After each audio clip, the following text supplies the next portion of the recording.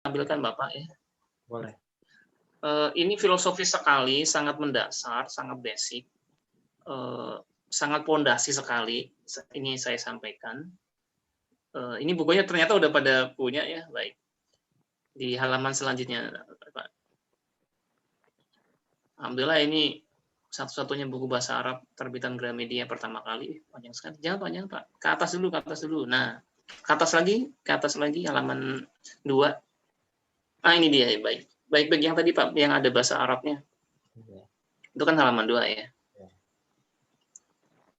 Yang ada huruf Arabnya Pak ke bawah. Ini huruf Arab?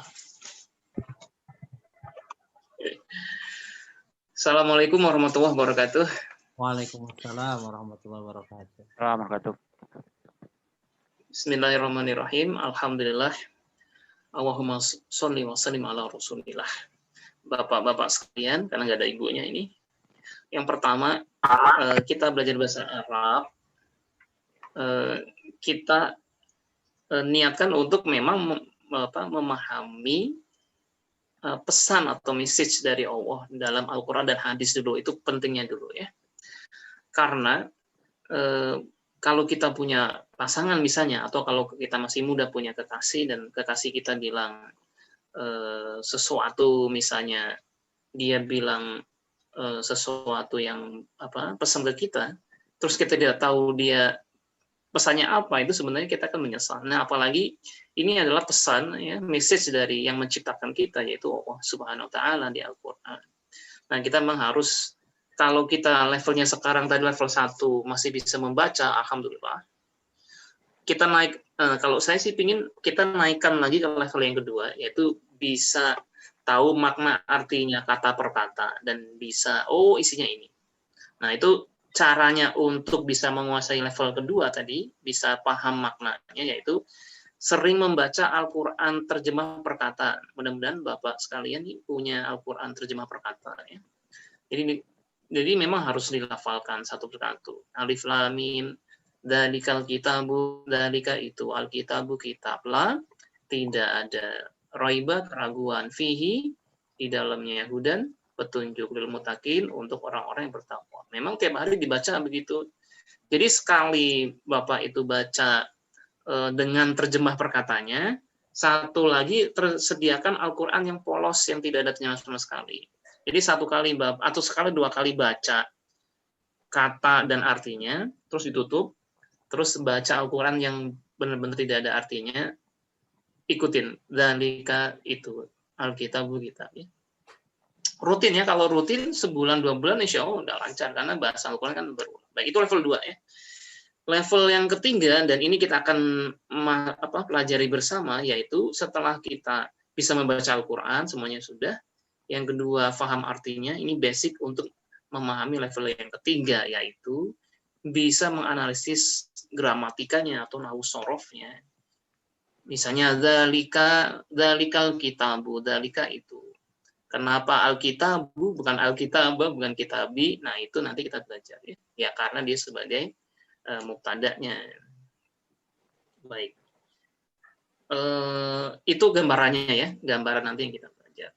Nah, sekarang sebelum belajar lebih lanjut, tadi pesan di awal saya katakan, belajar itu yang paling penting adalah dinikmati. Bapak sekalian harus membuat kelas ini sebagai kelas yang nyaman ya, yang enak, yang sesantai mungkin ya, yang tidak tegang ya, dinikmati. Karena skill itu sebenarnya peristiwa yang diulang-ulang aja.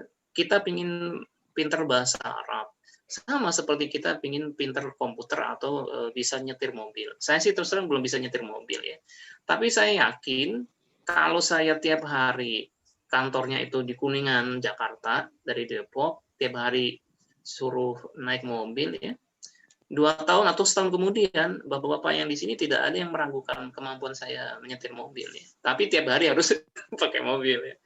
Jadi bapak ibu lagi, ada kebiasaan. Kalau kita ingin paham bahasa Arab, gampang ya, rajin datang. Atau kalau tahu ingin paham makna Al-Quran, rajin baca terjemah perkata. Dan dinikmatin ya, proses yang ada itu dinikmatin. Karena belajar itu memang perlu waktu, sebagaimana perkataan Imam Syafi'i ya. Jadi usahakan memang nanti kita atur waktu yang enak buat bapak sekalian untuk belajar, dibikin suasana senyaman mungkin, se-enjoy mungkin, se-passion mungkin, dan mengalir saja. Nah, tiba-tiba setahun kemudian udah mahir ya, memahami bahasa Arab, terutama untuk Al-Quran dan hadis. Tapi kuncinya adalah stamina untuk datang itu yang baik. Bapak sekalian, kita masuk ke konsep. Saya kalau mengajar itu sangat menghindari terutama istilah-istilah bahasa Arab yang jelimet, yaitu i'rab, kemudian mansub, marfu, majrur ya. Ini namanya qomat, ini namanya fi'il lazim, fi'il muta'addi, itu bikin susah karena saya pengalaman belajar susah. Karena kita itu orang Indonesia, kemudian kita ingin tahu bahasa Arab, ada dua masalah di sini, orang Indonesia dan bahasa Arab. Karena itu di buku saya juga saya mendekati bahasa Arab dengan bahasa Indonesia. Saya mengistilahkan ini subjek, predikat, objek, keterangan ya. Dibanding membuat peristilahan misalnya fa'il, fi'il, maf'ul ya. Hal segala macam itu waktu itu akan susah. Baik. Ini ada sedikit simulasi. Kira-kira Bapak bisa baca ini enggak nih? Saya tanya. Nah, selamat datang Bapak Heru. Bapak Heru bisa baca tulisan Arab yang di laptop enggak ini?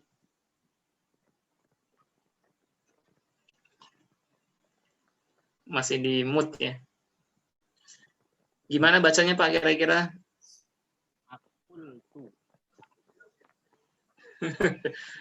Ya, terus? Baik.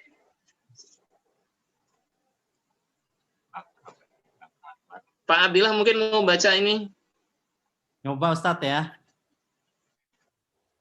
Ya, silakan. Akal turruzza fil baiti. Kayaknya udah pernah belajar. Baik, yang penting bukan bisa atau tidak bisa membaca, tapi kita lihat slide halaman berikutnya, Pak. Mohon diturunkan lagi. Nah, ini dia. Pak Heru bisa baca nggak? Mohon dibaca Pak ini, Pak. Saya makan di rumah. Ya, kita sebagai orang Indonesia sangat mudah mengeja ini ya. Saya makan nasi di rumah. Tetapi kita sebagai orang Indonesia dan tidak paham tadi bahasa Arab yang gundul tadi itu, bingung nih bacanya apa ya. Karena memang otak kita tidak terbiasa dengan bahasa Arab yang gundul, tetapi terbiasa dengan bahasa Indonesia yang gundul seperti ini. Ya, karena otak kita akan membaca. SY itu ya, karena bahasa Indonesia diawali dengan subjek, ya bisa, ya pasti kita akan kemungkinannya adalah saya, nggak bisa si, nggak bisa soya, nggak bisa suyu, otak kita udah tersetting. Terus saya ngapain? MKN nggak boleh bikin makan, bisa bikin makan mukun mungkin ya, tapi yang paling pas ya makan ya, karena depannya ada NS ya. Ya makan apa ya, makan nasi di rumah. Jadi ini logika kita dalam memahami bahasa Arab. Kenapa bahasa Arab gundul bisa terbaca ya, karena kebiasaan saja, kebiasaan kita. Baik, ini konsepnya ya. Baik, kita lanjut ke slide berikutnya, halaman berikutnya mohon diturunkan. Nah ini Pak, ini yang saya sebut sebagai bagaimana kita melogika bahasa Arab dengan bahasa Indonesia. Kalau kita belajar bahasa, dan ini adalah standar di dalam bahasa, termasuk bahasa Indonesia ya, yaitu ada subjek, predikat, objek, keterangan. Kita akan buat sebuah kalimat yang sederhana, Muslim membaca kitab di perpustakaan, atau lebih singkat lagi, Muslim membaca kitab di masjid misalnya ya. Nah, ini kan bahasa Indonesia, Pak. Saya kira semua sudah memahami, dan sejak SD kita belajar ini. Nah, tinggal struktur bahasa ini, bahasa Indonesia ini, kita masukkan ke struktur bahasa Arab menjadi apa? Nah, kalau kita masukkan ke struktur bahasa Arab, menjadi membaca, karena bahasa Arab diawali dengan kata kerja, 90% ya, kata kerjanya dulu. Membaca, muslimu, dia menjadi berharokat u atau dhamma, kitaba berharokat fathah atau a, ya. Di perpustakaani atau di masjidi karena ada preposisi di, ya. Jadi ini adalah rumus utama bahasa Arab, yaitu membaca muslimu kitaba di perpustakaani. Nah, karena bahasa Arab itu dia mengenal akhiran vokal tertentu. Kalau kita baca novel di bahasa Indonesia, misalnya kita baca novel ayat-ayat cinta, oh di situ ada kata masjid misalnya. Jadi kalau ada kata masjid, dimanapun kata itu muncul, ya masjid, tidak akan pernah berubah. Kalau dalam bahasa Arab, masjid itu bisa masjidu, bisa masjida, bisa masjidi. Belum jamaknya, bisa masajidu, ya. Belum jamaknya. Kalau dua, masjidani, ya. Nah, itulah bedanya bahasa Arab dengan bahasa Indonesia. Kita kenal bahwa setiap kata, terutama kata benda, dia punya harokat tertentu tergantung posisinya. Cuma kalau di sini ya rumus utama kita, subjek itu adalah u dan ketika kata benda posisinya objek dia berharokat a. Nanti ini kita praktekkan dalam Al-Qur'an. Itu dulu ya. Subjek itu u, objek itu a. Terkena preposisi jadi i. Jadi saya membaca muslimu atau membaca muslimu kitabah di masjid atau perpustakaan. Baik mohon diturunkan Pak, mohon diturunkan. Nah ini kalau bahasa Arabnya ya qira'a dulu ya. Nah emang kita penting untuk menguasai kosakatanya, tadi memaham kosakatanya. Baik kita turunkan Pak. Langsung praktek kayaknya ini, langsung praktek Al-Qur'an ya.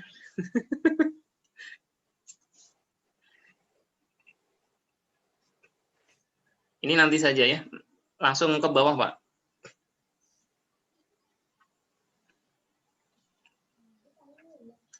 Langsung yang ada Al-Qur'annya, halaman selanjutnya. Yang ini, Ustaz? Ya, baik. Kita buka, kalau ada yang buka Al-Qur'an, silakan buka Al-Baqarah 7-9 ya, Bapak-bapak sekalian. Perhatikan kata atau lafaz Allah di situ. Yang ketujuh kan khatam a'udzubillahi minasyaitonirrajim, khatamallahu ala qulubihim wa ala sam'ihim wal absarihim bisyawatun walahum adzabun adzim. Tapi ayat yang ke-8 lafaz Allahnya bukan u lagi atau dhamma lagi menjadi iya, wa minan nasi may yaqulu amana billahi. Nah, ayat ke-9 Bapak-bapak bisa lihat lafaz Allahnya bukan u atau i lagi tapi berubah menjadi a ya, yukhadi'unallaha. Nah, tadi kita terapkan rumus tadi itu ya. Ini rumus yang satu ini rumus sapu jagat dari saya ini akan berlaku di banyak tempat di Al-Qur'an dan hadis ya. Muslimu membaca kitabah di masjidi, atau mau dipakai kata kerjanya dulu boleh, membaca muslimu kitabah di masjidi ya. Muslimu kenapa u karena dia subjek, kitab kenapa kitabah karena dia objek, masjidi atau perpustakaan ini kenapa i karena ada preposisi. Oke? Atau kata depan. Baik, kita praktekkan ya. Nomor 7. Khotamallahu. Nah, kemampuan kita menganalisa gramatika atau nahwu saraf Al-Qur'an ya memang basisnya adalah kita tahu kata per kata. Oh, ini kata kerjanya nih. Oh, ini kata bendanya. Nah, ini misalnya khotama mengunci. Allah ala atas, qulubihim hati-hati mereka. Wa ala dan atas samihim pendengaran mereka. Jadi kalau sudah pandai untuk menerjemahkan, lebih gampang untuk menganalisa nahwu sarafnya. Baik. Allah di sini ya, lafaz Allah ini u karena ya dia sebagai pelaku. Bahasa Arabnya istilah nahwu sarafnya fa'il ya. Fa'il dia selalu marfu atau u. Karena itu dia Allah di sini lafaz Allah-nya berharokat u. Allah lah yang menutup atau mengunci. Allah mengunci. Karena Allah lah yang sebagai pelakunya. Karena itu Allah berharokat u. Nah, di ayat yang ke-8 wa minan nasi may yaqulu, dan dari manusia man yaqulu, ada yang berkata amana kami beriman billahi ya, ada bi di situ, dan kita tahu bi itu adalah preposisi artinya dengan. Bi preposisi artinya dengan. Karena itu Allahnya kena reaksi dengan di itu, lafaz Allahnya berharokat i ya. Tadi di masjid, di perpustakaani, di rumahi, di mana lagi sekolahi ya. Itulah logika bahasa Arab ya. Jadi setiap kata benda dia tidak bisa sekolah saja atau masjid saja. Dia ada harokatnya. Bisa sekolahu, sekolaha, sekolahi. Nah, tergantung posisinya dalam kalimat nanti. Dan yang ketiga ini yukhadi'una. Nah, kita memang harus tahu terjemahnya dulu. Yukhadi'una itu mereka menipu, mereka subjek, yukhadi'una menipu. Jadi subjeknya sudah mereka, menipu kata kerjanya. Pertanyaannya, mereka menipu siapa? Allah atau lafaz Allah di sini berharokat a karena dia posisinya sebagai objek ya. Allah adalah yang ditipu. Ini Bapak Ibu kalau Allahnya salah baca menjadi yukhadi'una Allahu, waduh artinya sangat melenceng jauh ya. Lagi di-upgrade ya.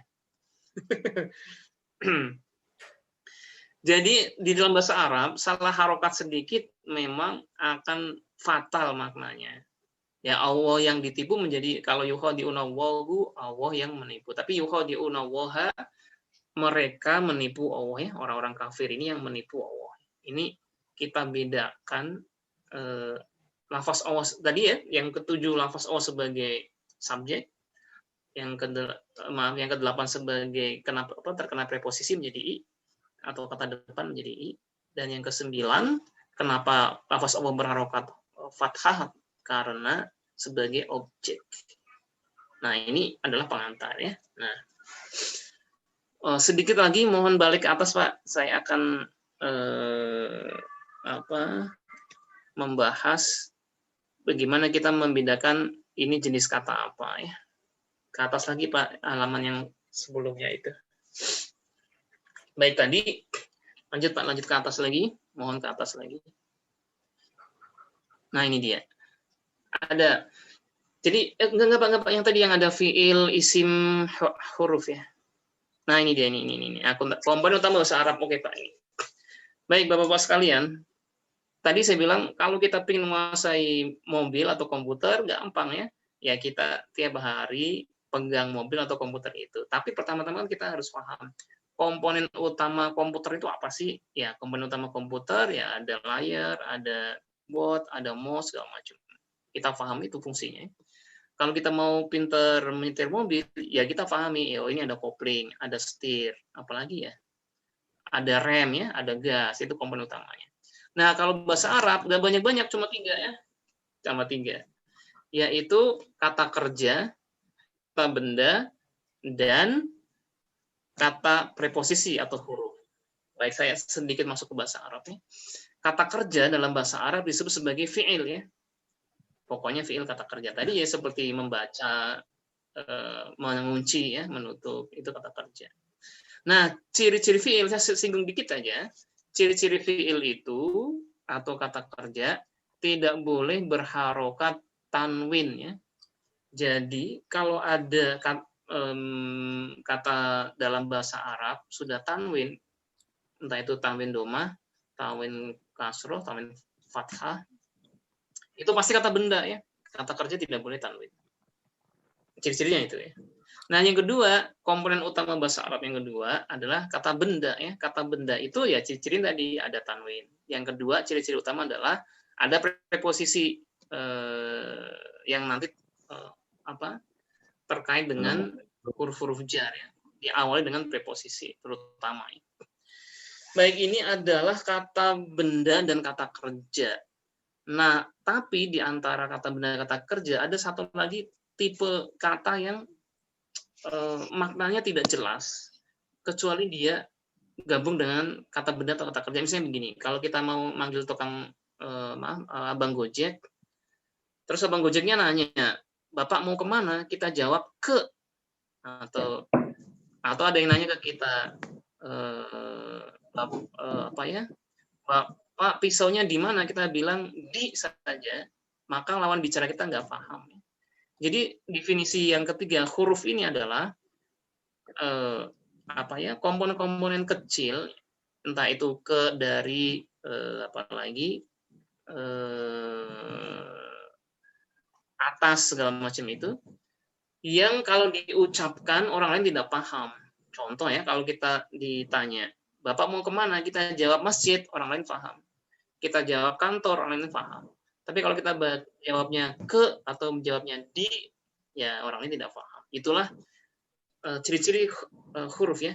Nah, kita sudah paham bahwa 3 komponen utama ini nih, yaitu bahasa Arab itu tidak akan lari pembahasannya dari 3 komponen utama. Kalau dia bukan fiil, kata kerja, maka dia isim, kata benda. Atau kalau bukan, ya dia harf atau huruf ya. Huruf yang kecil-kecil tadi, ya ila, mina. Misalnya kata Bismillahirrahmanirrahim, kan ada bi. Nah, bi itu kan partikel ya, preposisi, maka dia maksudnya huruf. Terus ismi, ismi itu termasuk isim ya, kata benda. Allah karena ada alif lamnya, maka salah satu ciri kata benda atau isim ya, dia ada alif lamnya ya.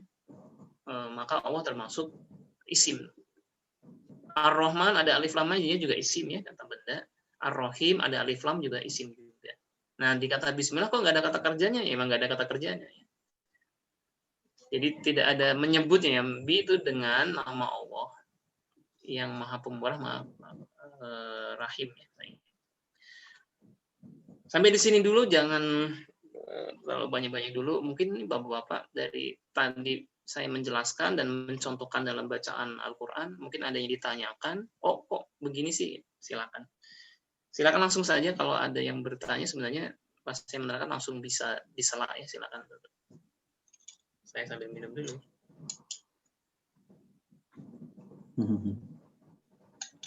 Oh, mungkin sudah pernah baca buku saya dan ingin bertanya, kok begini sih? Silakan, Mbak.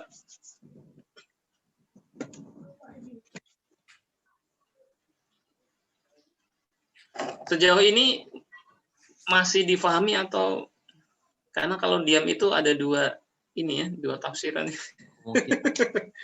Silakan Bapak mau bertanya atau tadi saya contohkan atau bertanya di konteks yang lain juga boleh ya, terkait dengan bahasa Arab. Apa Ustaz? Ya, silakan. Silakan, ini Pak. terkait dengan buku. Kok beda ya halaman isinya itu, halamannya beda dengan yang ditayangkan ya? Oh, ini kan sudah saya edit buat biasanya buat apa, seminar atau ada misi apa. Enggak, ini pengantar aja, Pak. Ya. Pengantar aja. Baik. Pengantar biar semua bisa kelihatan saja. Minggu depan kalau ada lagi ya kita langsung pakai buku.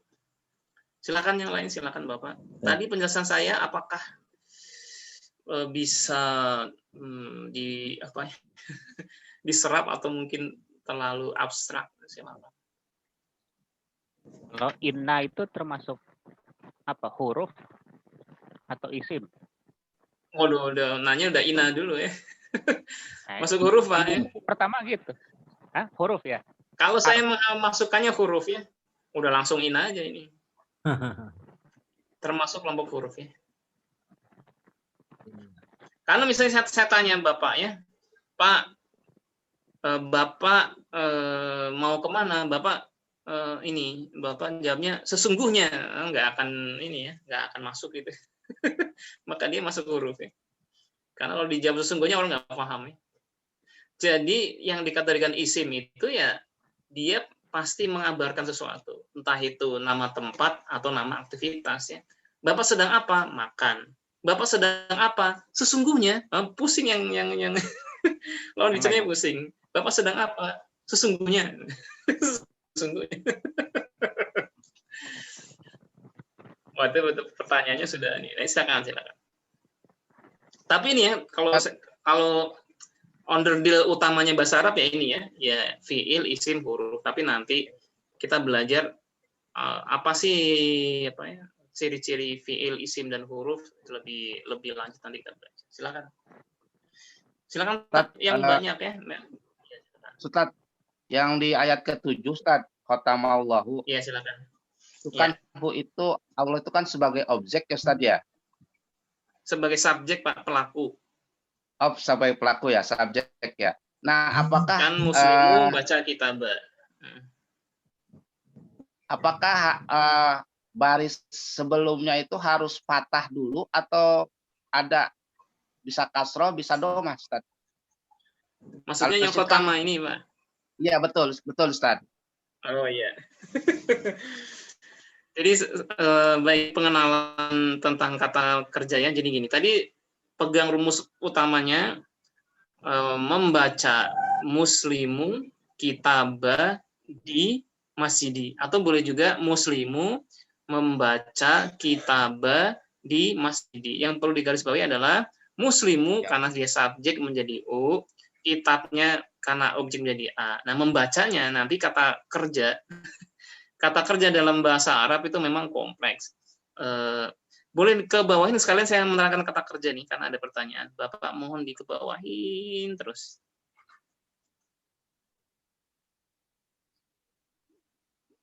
Kebawahin lagi. Setelah ini. Kebawahkan lagi.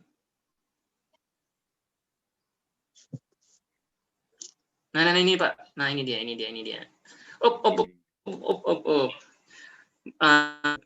Jadi tadi kan kita memahami bahwa onderdilnya atau komponen utama bahasa Arab ya 3 itu. Kalau nggak kata kerja atau fiil ya kata benda, atau yang potong-potongan kecil huruf ya. Oke. Nah, ini ketika kita menentukan ini kata kerja nih. Nah, sama seperti dalam bahasa Inggris, Pak. Ketika Bapak menemukan dalam bahasa Inggris kata write, kita menentukan write ini present, tapi kalau menjadi past menjadi wrote, perfect menjadi written ya, written. Misalnya go menjadi when dalam past, menjadi gone ya dalam perfect ya kan. Nah, memang kalau bahasa Arab yang paling ribet itu kalau ketemu kata kerja. Karena kalau kata kerja dalam bahasa Inggris itu kan present, past, perfect Pak ya. Kalau dalam bahasa Arab umumnya itu ada 10 Pak ya. Kita belajar ini yang dari 1 nih, fi'il madhi, mudhari, fi'il amr ya, masdar, mazhar mim, isim fa'il, isim maf'ul, isim makan, isim zaman, isim alat. Tapi itu sangat teknis itu nanti ya. Jadi misalnya khotamallahu tadi ya, khotama kan menutup atau mengunci. Nah, mengunci ini apakah masuk 1 sampai 10 ini kelihatan ya dari divisi panjang ini? 1 sampai 10 ini dia masuk yang mana? Sama kalau saya bilang gun, he has gun misalnya, gone ya. Nah, ini gone atau gun itu asalnya dari mana? Ternyata asalnya dari go, when, dan gun. Sama juga nanti. Memang kata kerja itu yang paling banyak. Saya bilang ya kerja itu kan paling kompleks ya. Nanti kita mengenal tasrif ini. Yaitu misalnya paling gampang kata-kata ba itu fi'il madhi atau past tense ya. Kemudian menjadi yaktubu. Nanti kita belajar kata ba yaktubu, uktub, katban, maktaban, katibun, maktabun, diktabun. Tapi itu sangat teknis itu nanti kita belajar ya. Jadi kategorisasinya itu. Tapi Mbak, kenapa khotama bukan khotamu? Ya, karena khotama itu fi'il madhi. Fi'il madhinya itu AAA biasanya, khotama. Nah, fi'il mudhari'nya menjadi apa? Khotama menjadi yaktumu ya. Nanti kita menghafal satu-satu. Jadi bagaimana kita memperoleh kosakata terutama kata kerja ya dengan menghafal ya. Anak-anak di pesantren juga tiap hari ngafalin. Misalnya qara'a fi'il madhi, yaqra'u fi'il mudhari, iqra fi'il amr, misalnya terus dia dihafalin tiap hari. Kata per kata ya. Tapi itu itu nanti jadi itu sangat teknis ya. Dan tidak perlu dihafal juga. Syukran. Sudah menjawab, Pak? Ya. Sudah, syukran. Jadi, onderdil yang pertama tadi kata kerja. Ketika kita dalam Al-Quran menemukan kata kerja, rumusnya ini ya. Ya, 1 dari 10 itu. Ditentukan yang mana. Nanti akan menentukan arti juga ya. Kalau kita ketemu kata benda, rata-rata posisinya dia sebagai subjek pelakunya atau sebagai objeknya. Ini rata-rata ini. dua logika itu ketika kita menemukan kata kerja atau kata benda. Nah, kalau kita menemukan huruf, nah huruf itu kayak virus Bapak Ibu ya. Huruf ini apakah menjadikan kata benda di depannya menjadikan i atau menjadikan kata kerja menjadikan a. Jadi huruf itu ya, ada huruf-huruf yang menjadikan kata di depannya itu berharokat i, misalnya yang tadi itu bilahi. Tapi yang dikatakan Pak Rozak tadi misalnya inna ya, inna itu menjadikan kata benda berharokat a, innallaha ya, innallaha wa malaikatahu yusholluna ala nabi misalnya, innallaha. Oke. Innal kitaba menjadi a. Itu nanti kita belajar. Jadi saya ulangi lagi ya, ketika ketemu kata kerja atau kategori fiil, maka otak kita langsung merujuk ke ini Pak. Tasrif namanya apa? Derivasi 1 sampai 10. Ini yang mana nih? Sama kayak bahasa Inggris ya. Ini present, past atau perfect. Oke. Itu ketemu kata kerja. Kalau ketemu kata benda, ya kita harus tahu ini pelaku atau objeknya atau kata benda ini sebagai keterangan dan lain sebagainya. Nanti kita belajar ya, kategorisasi di buku kan ada. Nah, sehingga ketika kita ketemu ini huruf, tugas kita yaitu apakah huruf ini menjadikan i, menjadikan a, atau mungkin menjadikan u. Ada yang menjadikan u, misalnya kana ya. Kana Allahu ghafurur rahima wa kana Allahu ghafurur rahima. Ada banyak, nanti kita belajar. Itu sangat teknis ya. Teknis dalam menentukan masing-masing kategorisasi atau komponen atau onderdil yang saya bilang. Sampai di sini ada bertanya lagi atau saya lanjutkan? Banyak Tadi ini, terkait dengan ini, silakan.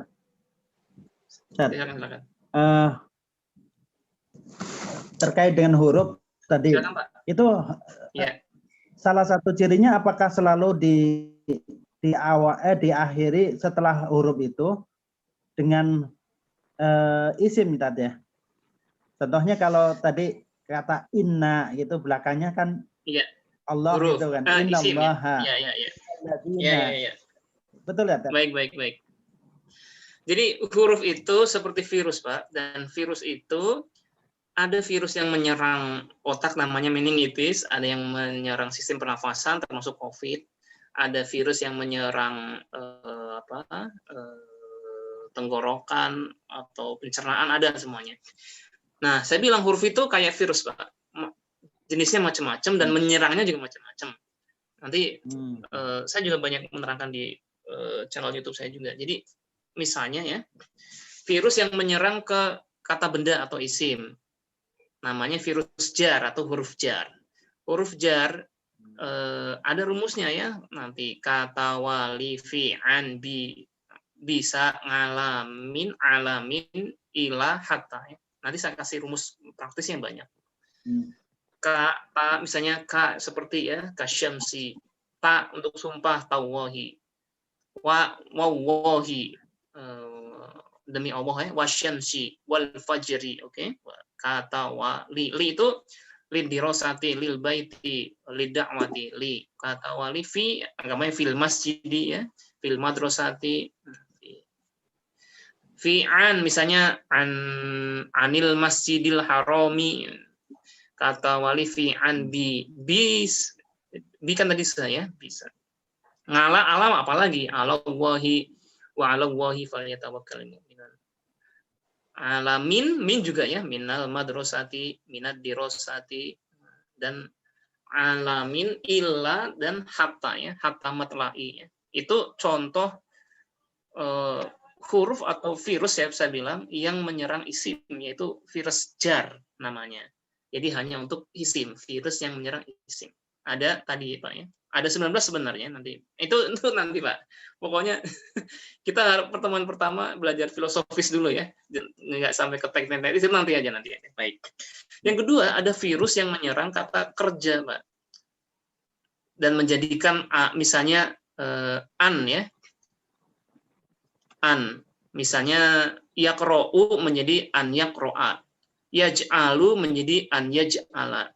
Dzaraba menjadi an yadriba. Inna waha la yastahi an yadriba masalam ma ba'udatan fama fauqaha, kalau Bapak hafal ya. Jadi an termasuk Termasuk lan ya. Lan itu huruf yang menyerang fiil atau kata kerja ya. Lan menjadi yadhabu menjadi lan yadhaba. Yaqra'u menjadi lan yaqra'a ya. Satu lagi ya, ini kan ini aja nih. Ini kita ngobrol-ngobrol dulu ya, pokoknya jangan dipikir serius ya, tidak perlu dihafalin juga ya. Namanya pertemuan pertama. Ada juga virus kategorinya virus jazm, Pak. Ini peristilahan saja saya kasih di awal. Nah, tapi nggak perlu dihafalin. Virus jazm namanya, ia menjadikan sukun atau mati kata kerja di depannya. Misalnya, yaj'alu menjadi yaj'al. Misalnya kita baca alam taro kaifa fa'ala rabbuka bi ashabil fil, terus alam yaj'al. Itu asalnya yaj'alu yang benar ya. Jadi ja'ala yaj'alu. Tapi kan ada lam di situ menjadi alam yaj'al saja. Lam ya. Misalnya lam di surat paling kita hafal juga Al-Ikhlas ya. Lam yalid walam yulad. Nah, lam yalid sukun ya. Aslinya itu walada yalidu aslinya. Yalidu aslinya karena dia mudhari ya. Karena ada lam jadi lam yalid. Ini sangat teknis ya. Tapi intinya tapi itu ya. Mungkin mudah-mudahan Bapak tergambar bagaimana kita memperlakukan huruf ini. Kan tadi ada fiil, isim, huruf. Nah, bagaimana otak kita memperlakukan huruf ya begitu. Ini ketemu nih di Al-Qur'an. Huruf lam. Ini menjadikan sukun atau menjadikan fathah atau menjadikan i kan begitu kan. Nah, itu logikanya begitu. Jadi permainan kita seputar itu kalau ketemu huruf ya. Sudah cukup penjelasannya, Pak? Untuk huruf cukup ya?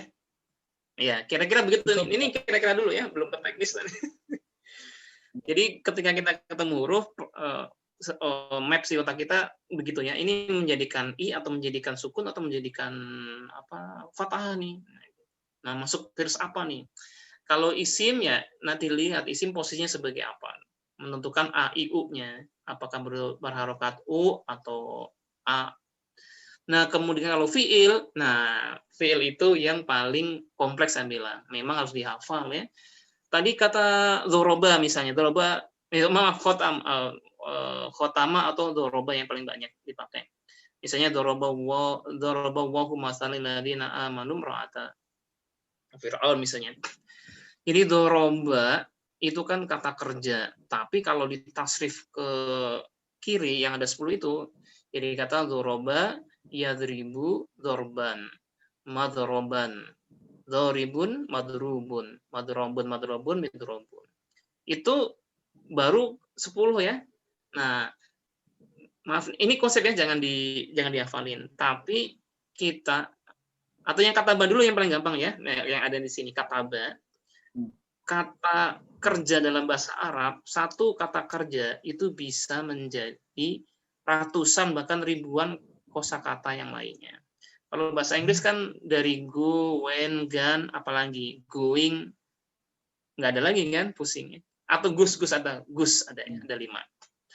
Kalau kataba itu bisa jadi ratusan bahkan ribuan kata kerja yang lain. Atau kata bentukan yang lain, maaf ya. Kataba ke kiri kan gampang. Kataba fi'il madhi, kataba yaktubu, uktub, katban, maktaban, katibun, maktubun, maktabun, miktabun misalnya. Tapi masing-masing fi'il madhi ini kan ada 14 ya. 14 pelaku yang kita sebut sebagai dhamir atau pronomina persona. Maaf ini udah terlalu teknis, tapi nggak apa-apa. Kataba ke bawah.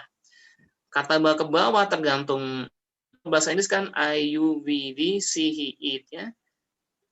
Ada 7 pronomina persona atau kata ganti orang. Bahasa Arab ada 14 ya.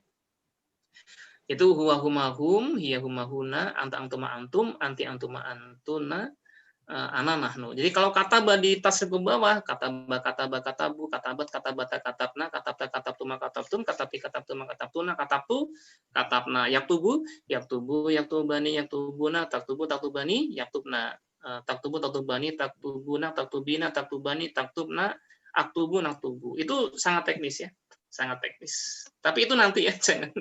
Saya takutnya sudah teknis jadi wah kok bahasa Arab susah tinggal ya. Itu sangat nanti aja, itu gampang.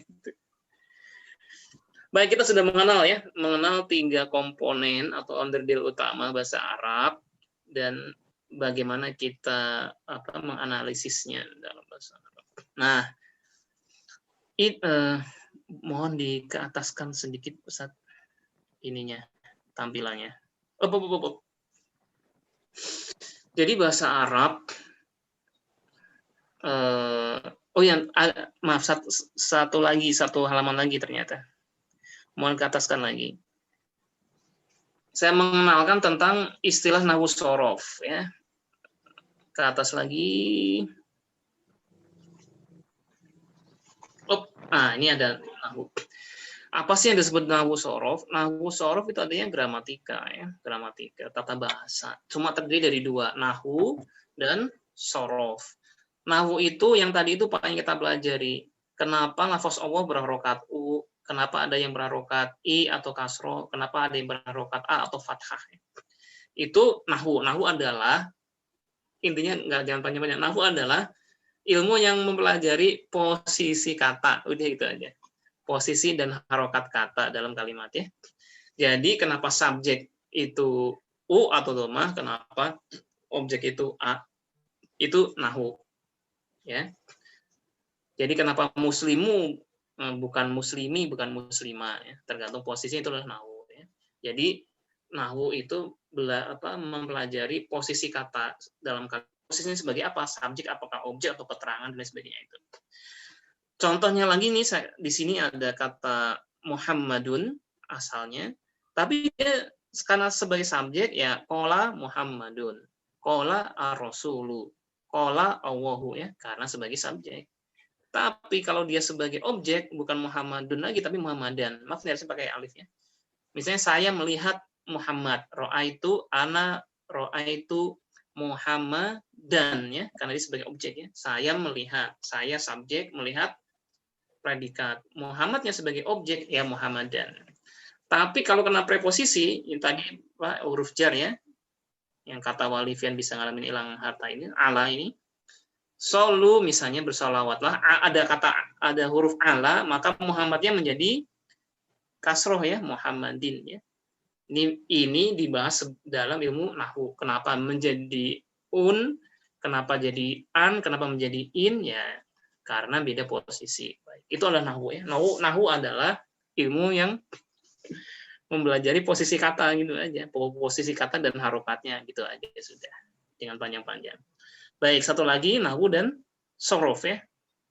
Shorof ke bawah Pak, yang tadi itu yang urutan kata kerja tadi itu. Mohon dikebawahkan. Dan inilah shorof atau morfologi dalam linguistik umum, ya. Jadi shorof itu seperti dalam bahasa Inggris, go menjadi when, menjadi gone, dari present, past, perfect, ya. Kalau bahasa Arab yang simple, ya, fi'il madhi, mudhari, fi'il amr biasanya. Tapi yang panjang itu yang tadi 10 itu, ya. 10 itu kataba, yang tumbuh, katban, maktaban, katibun, maktubun, maktabun, miktabun. Nah, ini shorof, ya. Jadi Bapak Ibu sudah paham. Nahwu itu adalah terkait dengan posisi kata udah masuk ke kalimat. Kalau shorof itu belum masuk kalimat, dia perubahan di inti kata. Misalnya ya, baca menjadi terbaca, menjadi membacakan, menjadi terbacai misalnya, kalau ada, itu adalah shorof, ya, perubahan kata itu sendiri. Tapi kalau sudah masuk kalimat, posisinya sebagai apa, ya? Pembaca, kan? Pembaca dengan terbaca itu kan beda. Kalau pembaca kan sudah menjadi subjek, ya. Dan harus diharapati apa? Nah, itulah nahwu, ya. Baik. Nahwu shorof saya kira sudah. Sampai sini kalau tidak ada pertanyaan, kita masuk ke latihan di Al-Quran lagi ada di bawah. Bapak Ibu silakan. Bapak Ibu. Tanya dulu Pak. Perdalam dulu silakan. Itu kapan huruf tanwin, kapan yang bukan tanwin? Kapan an, kapan iya. kapan un, kapan Iya, u. betul. Iya. Itu simple Pak, jauh simple. Setiap kata benda, kalau ada alif lam, tidak boleh ada tanwin, itu aja. Kalau tidak ada alif lam, ya 90% harus pakai tanwin. Jadi kitabun, tapi kalau dikasih alif lam menjadi alkitabu saja ya. Jadi tanwin dengan alif lam itu musuh abadi seperti minyak dengan air ya, nggak boleh bersatu. Itu Pak rumusnya Pak. Jadi tanwin dengan alif lam adalah musuh abadi, tidak boleh bersatu. Oke Pak ya. Silakan kalau ada pertanyaan yang Keren.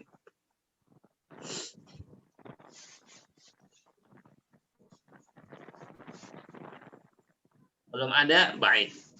Kita langsung latihan aja ya. Mohon diturunkan. Nah ini satu terus Pak. Hop. Nomor 1, siapa yang mau mencoba?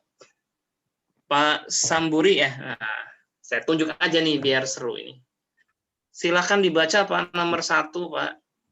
Ini ayat populer semua, Al-Mujadilah ayat 1 ya, silakan. Ana nggak kelihatan itunya. Apa namanya? Hurufnya. Tampilan itunya belum nggak kelihatan.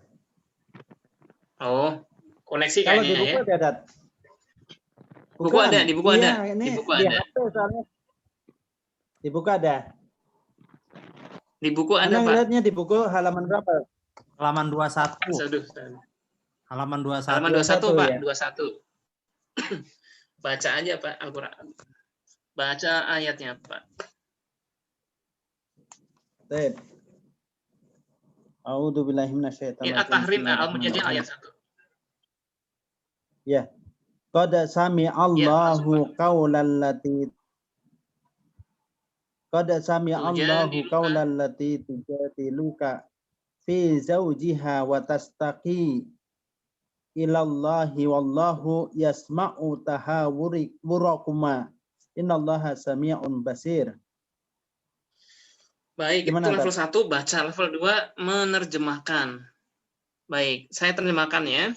Qad sungguh sami'a mendengar. Allahu Allah, qaula perkataan. Sini aja ya, nggak panjang-panjang ya. Ini aja nih yang pentingnya. Ya. Lihat ya. Ada kata kerjanya di situ sami'a mendengar. Kalau qad itu kan tambahan. Sungguh saja ya. Sami'a mendengar. Terus di depannya Allah. Terus di depannya qaula perkataan. Jadi ada kata kerja dan 2 kata benda ya, atau isim. Allah isim, qaul juga isim atau perkataan. Kelihatan mana yang berharokat u atau dhamma? Dia sebagai Subjek. sebagai apa Pak? Subjek. Oh, iya. Jadi diterjemahkan ke dalam bahasa Indonesia, Allah mendengarkan apa yang didengar? Perkataan. Karena itu di sini jelas ya, sami'a itu kalau sami itu kata kerja nih fi'il, nah, agak panjang. Sami'a itu fi'il madhi, sami'a fi'il mudhari'nya yasma'u. Fi'il amrnya isma' ya, dengarkan. Kalau mau panjangnya sami'a yasma'u, isma' masdarnya sam'an atau sam'an ya. Tapi itu nanti ya. Yang kita pahami bahwa sami itu kata kerja. Nah, siapa yang melakukan kata kerja? Di sini yang berharokat u ya atau dhamma Allah. Jadi Allah mendengar. Apa yang didengar? Qaula perkataannya. Nah, ini adalah contoh yang tadi itu dari rumus muslimu baca kitab ya. Muslimu baca kitab di masjid atau membaca. Muslimu kitab objeknya setelah subjeknya. Baik, nomor 2. Nomor 2 siapa yang mau coba biar semua mencoba? Pak Abdillah kayaknya nih, monggo Pak Abdillah mohon dibacakan. A'udzubillahi Al-Muzammil ayat 16 ini sangat populer. A'udzubillahi minasyaitonirrajim. Fa'asa fir'aunur rasula fa'akhadnahu akhdhan wabila. Fa'aso maka aso mendurhakai. Fir'aun Fir'aun. Nama orang Fir'aun. Ar-Rasula, Rasul. Oke, situ aja dulu ya. Baik. Jadi kata kerjanya ini aso ya, mendurhakai. Siapa yang mendurhakai? Fir'aun. Oh. Siapa objeknya yang didurhakai? Ar-Rasul. Nah, kalau salah harokat, misalnya fa'aso fir'auna ar-rasulu, oh jadi fatal, jadi rasul yang durhaka pada Fir'aun ya. Jadi salah harokat nanti akan salah penerjemahan tafsirnya juga ya. Jadi subjeknya adalah yang berharokat atau dhamma ya. Fir'aun sebagai pelaku yang mendurhakai rasul ya. Karena itu rasulnya A ya. Tadi rumus dari tadi membaca muslimu kitaba. Jadi rumusnya adalah U-A. U-A. U-nya subjek, A-nya objek. Oke. Nomor 3. Mohon diturunkan sedikit, Bapak. Nomor 3. Pak Yuyus bisa ini mic-nya Ya, Ustaz. nyambung ya? Silakan. Ya, alhamdulillah. Nomor 3 udah Pak tadi ya? Sudah. Nomor 4 aja Pak, maaf. Nomor 4 Pak, nomor 4. Juz 30 ini. A'udzubillahi minasyaitonirrajim. Fa yu'adzibuhullahul 'adzabal akbar. Sekalian artinya Pak. Maka maka yu'adzibu mengazab. Allah. Al-'adzaba. Azabnya. Azab dengan azab. Al-akbaro. Yang besar. Yang besar. Iya, betul. Ya, kayaknya kita juga perlu belajar level 2 ya, terjemahan kata per kata, nanti biar gampang menganalisanya. Tapi sedikit-sedikit aja. Nah, fa artinya maka. Yu'adzibu artinya mengazab atau menyiksa ya. Menyiksa. Baik, menyiksa itu kata kerja tentu. Kok kita tahu kata kerja? Ya iya jelas kan. Masa menyiksa kata benda kan lucu. Baik, menyiksa. Ini kata kerjanya nih atau fiilnya. Nah, kalau kita analisis ya dari kata adzaba yu'adzibu ya. Ini kata fiil mudhari itu nanti ini istilahnya udah ngomong mudhari aja tapi nggak apa-apa nanti aja ya. Ini ada kata kerja udah kita aja atau fiil. Nah, yang mengerjakan siapa? Nah, di sini di depannya ada yang nih, Allahu. Jadi Allah menyiksa atau mengazab ya. Allah menyiksa. Hu-nya artinya dia ya. Nya itu. Mengazabnya. Allah mengazabnya. Allah menyiksanya. Hu itu artinya. Baik. Jadi pelaku di sini siapa? Allah. Karena kenapa kita sebut sebagai pelaku? Karena berharokat dhammah ya.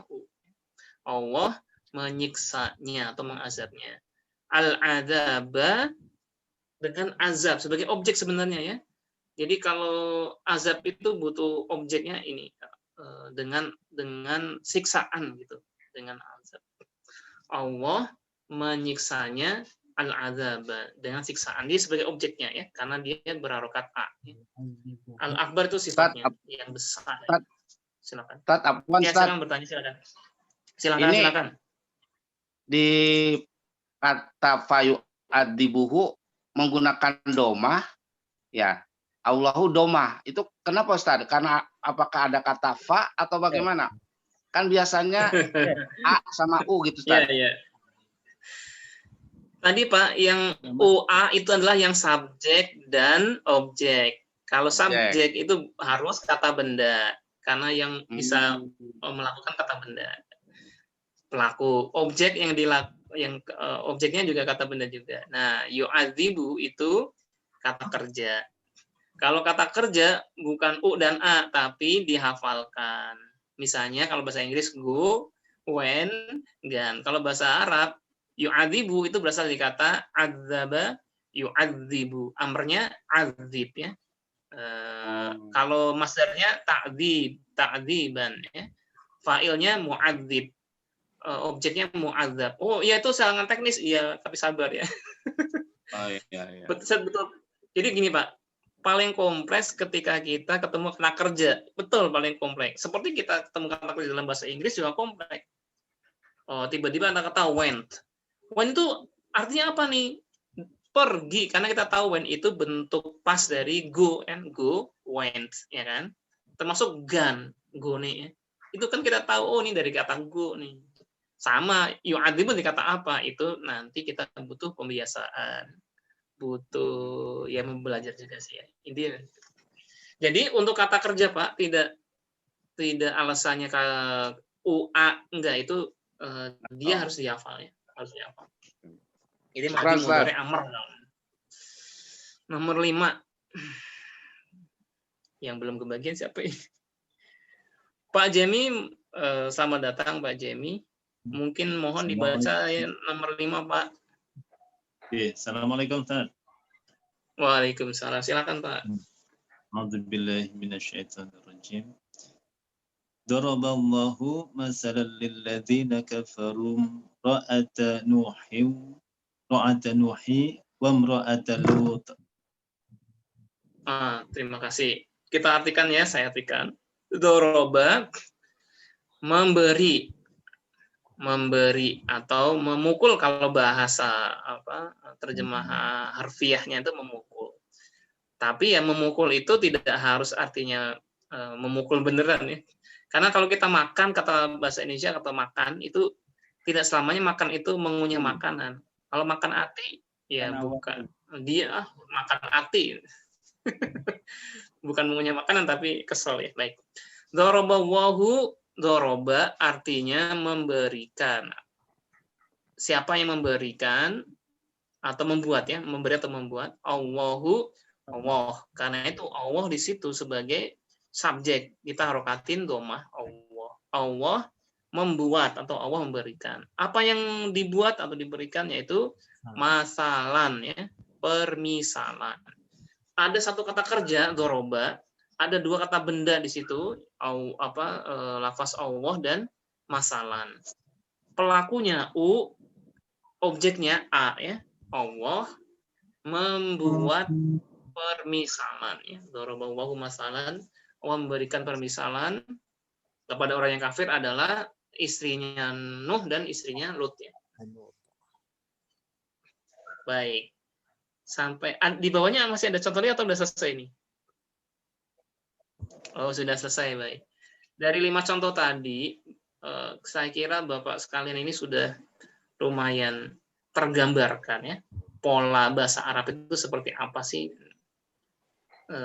dibandingkan dengan bahasa Indonesia ya. Jadi memang bahasa Indonesia itu kata bendanya kata mati semuanya, masjid, rumah, sekolah, ya sudah selamanya akan jadi sekolah.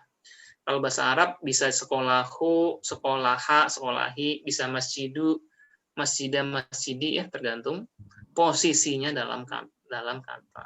Nah, untuk kata kerja tadi saya bilang dihafal. Bahasa Inggris pun kita menghafal ya. Write, wrote, written, go, went, gone ya. Dan lain sebagainya itu ya. Baik. Itu konsep ya. Saya kira sampai di sini saya sudah memberikan konsep bahasa Arab, perbedaannya dengan bahasa Indonesia, dan analoginya bahasa Arab dan bahasa Indonesia, pendekatannya bagaimana. Baik. Sampai di sini materinya malam ini jangan banyak-banyak. Diresapkan dulu seminggu, santai sambil boleh tanya-tanya di grup kalau ada grupnya. Di WA juga boleh. Sekarang Bapak sekalian mungkin bisa bertanya ya seputar bahasa Arab. Tentang materi ini boleh, di luar materi ini juga boleh tentang bahasa Arab ya. Silakan. Silakan kita tanya jawab. Atau ingin bilang pengalaman Bapak yang pernah belajar bahasa Arab gimana? Ini Pak Abdillah kayaknya udah pernah belajar, terduga nih tersangka pernah belajar bahasa Arab. Pak Abdillah. Pernah bolak-balik Arab, bolak-balik ke Saudi itu. Di sini pura-pura bodoh Pak ya. Enggak, belajar juga Ustaz. Biar semua tidak minder. Belajar. Ya. Iya.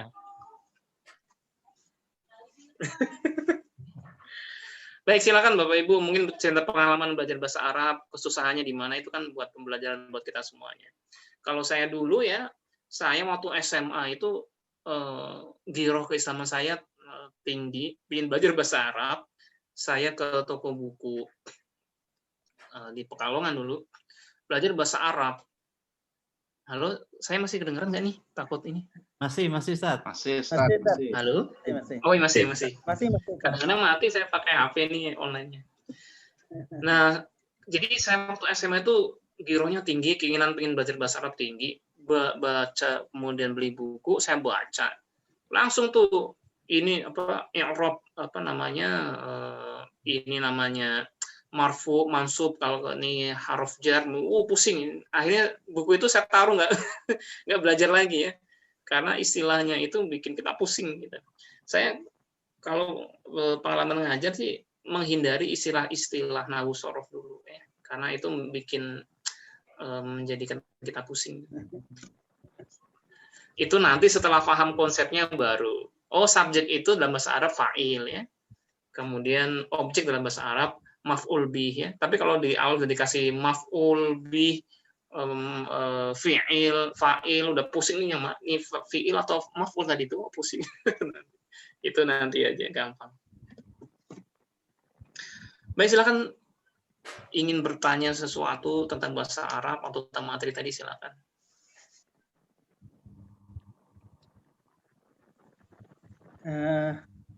Saya boleh, Tat? Silakan Pak, silakan Pak. Saya pengen tanya begini, kan saya pernah dulu tugas ke Saudi, tapi begitu di sana itu agak bingung ya.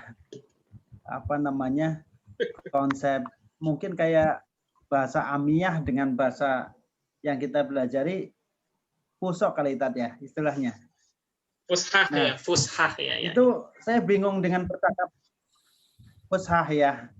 Fushah dengan amiyah itu kadang jauh banget Tat gitu. Nah, jadi saya mendengarkan orang Arab ngomong itu kan kalau ngomong dahabtu ilal masjid itu kayaknya enggak diketawain sama mereka Tat. Ruh masjid, anak ruh masjid. Ruh masjid. Ruh masjid gitu. Iya. Nah, ini yang bikin pusing juga gitu ya, Tan. Kalau terkait dengan buku muhadasah yang dianjurkan apa, Tan? Nanti yang menyambung ke dulu saya pernah belajar sedikit tentang al-arabiyatul linasin, Tan. Oh, itu terlalu teknis itu recommended nggak, Tan?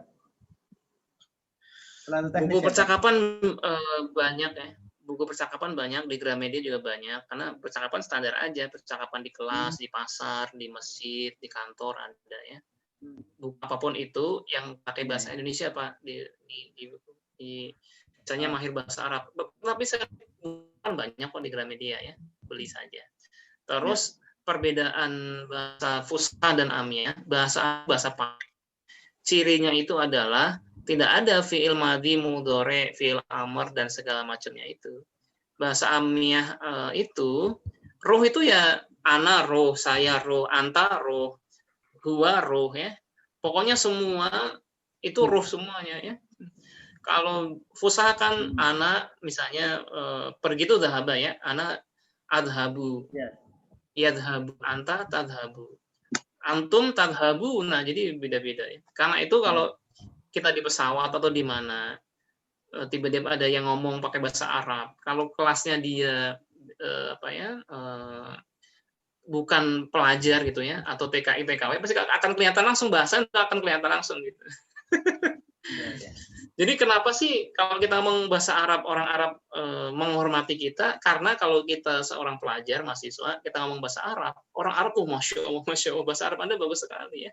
Ya karena kita belajar bahasa Arab di Indonesia belajar bahasa Arab, di negeri Arab juga belajar bahasa Arab. Mereka menghormati kita karena untuk menentukan satu fi'il aja itu kan harus mikir dari 14 itu mana yang saya pakai.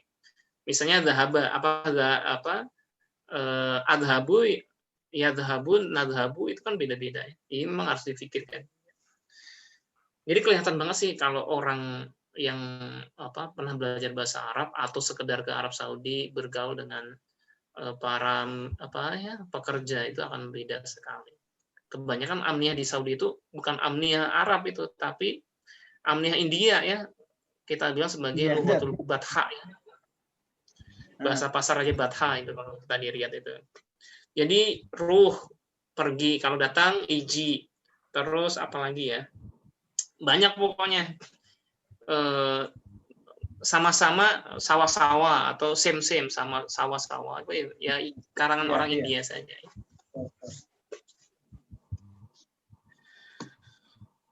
Ada lagi silakan. Ini kita sampai jam berapa ini, udah selesai atau?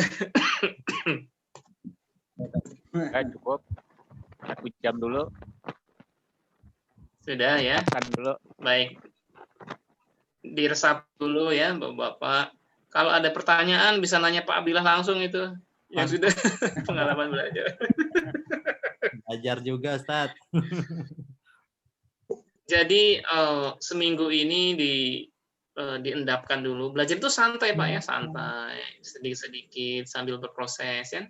Besok mungkin kepikiran, oh pas baca Quran, oh ya kata Ustaz Zulifan nih, subjeknya nih, ya. Jadi sambil berproses ya, sambil dicerna berpengalaman ya. Nah nanti seminggu ketemu lagi, ya. Bisa bertanya, kok ayat di sini ayatnya begini, tulisannya begini. Gitu. Baik Bapak sekalian, sudah cukup ya. Kalau cukup kita tutup. Cukup Pak ya? Cukup. Baik, alhamdulillah. Terima kasih atas perhatian Bapak sekalian, dan terima kasih sudah mengundang saya dan saya bisa bersilaturahim dengan Bapak sekalian. Kalau dilanjutkan mudah-mudahan bisa minggu depan atau ganti hari, ganti jam, terserah silakan. Mudah-mudahan kita tetap bisa belajar. Terima kasih. Kita tutup dengan alhamdulillahirabbil alamin dan doa kafaratul majlis ya. Subhanakallahumma wa bihamdika asyhadu an la ilaha illa anta astaghfiruka wa atubu ilaik. Saya mengucapkan terima kasih kepada Pak Rozak nih wabil khusus dan Bapak sekalian, Pak Abdillah, Pak Heru, Pak Yuyus, Pak Sambri, dan Pak Jemi Priyono. Terima kasih. Billahi taufiq wal hidayah. Wassalamualaikum warahmatullahi wabarakatuh. Waalaikumsalam warahmatullahi wabarakatuh. Terima kasih Bapak hostnya Pak Abdillah ya. Terima kasih Pak Abdillah. Ya, Jadi host. sama-sama.